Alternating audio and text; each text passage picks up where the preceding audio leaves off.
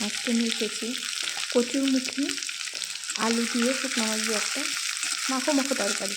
প্রথমে শুকনো মাছটাকে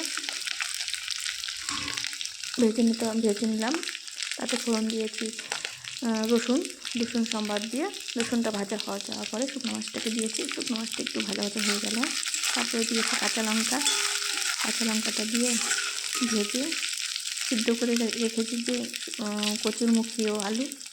কচুরমুখীটাকে আগে কাঁচাতেই ভালো করে ছুলে ভাপিয়ে নিয়েছি, আলুটাকে প্রেসারে সিটি দিয়েছি, দিয়ে ছোটো করে রেখে এরপর শুকনো মাছ ভাজার মধ্যে কচুরমুখী ও আলুটা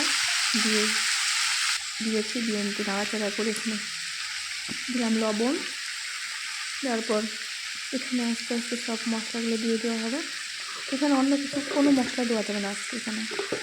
তো কচুরমুখী তো এখানে লবণ আর হলুদ দিয়ে ভালো করে এটাকে নাড়াচাড়া করে ভাজা যতক্ষণ না হয়তো ভালো করে ভাজতে হবে, তাহলে এটা পিচ্ছিল ভাবটা থাকবে না।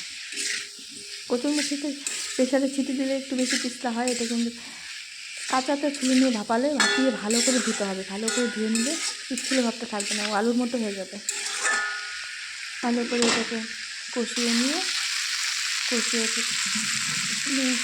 গিয়ে